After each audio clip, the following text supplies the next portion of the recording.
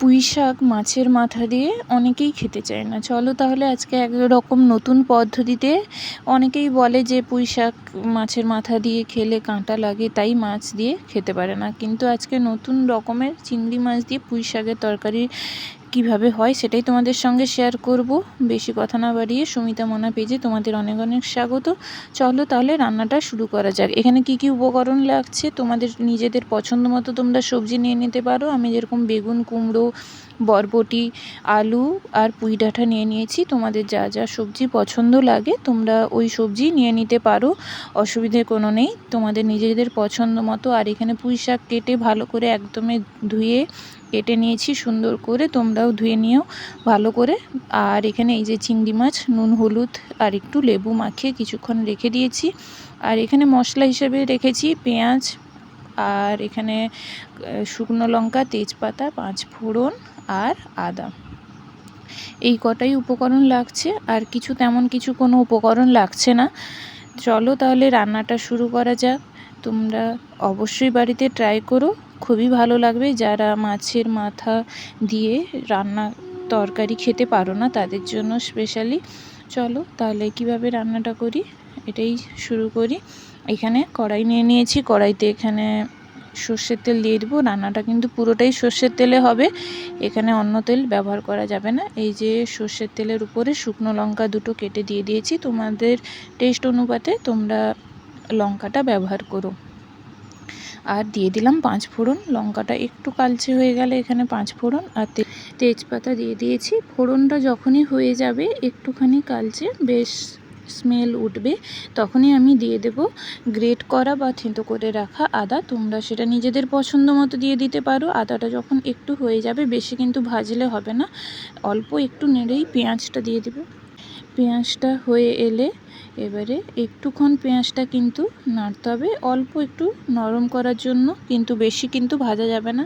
এই যে দেখো এই রকম অবস্থায় চলে আসার পরে আমরা যে কেটে রেখেছি সবজিগুলো, ওই সবজিগুলোই দিয়ে দেব। কিছুক্ষণ পেঁয়াজটা ভেজে নিয়ে আমি এখানে সবজিগুলো ব্যবহার করব। ধুয়ে রেখেছি যে সবজিগুলো জল ঝরিয়ে, ওই সবজিটাই কড়াইতে একসাথে তুলে দেবো একদমে।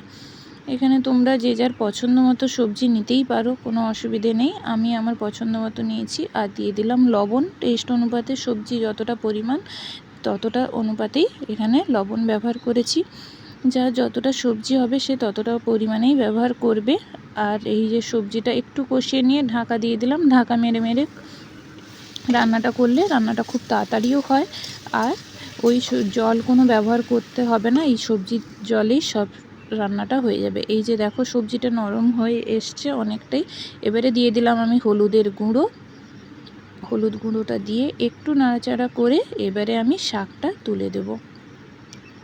শাকটা কিন্তু খুব ভালো করে 2-3 বার ধুয়ে নেবে, না হলে বালি থেকে যেতে পারে।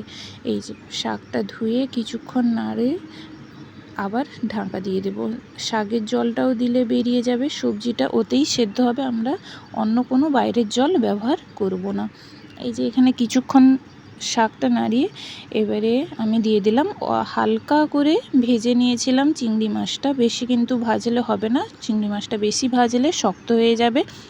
এই যে কিছুক্ষণ একটু নাড়াচাড়া করে আবারও ঢাকিয়ে দেব। একদমই ঢাকা দিয়ে দিয়ে রান্নাটা করলে কোনো জল ব্যবহার করতে হবে না। এই যে দেখো সবজি থেকে অনেকটাই জল বেরিয়ে গেছে। এবারে ভালো মতো কষিয়ে নেব।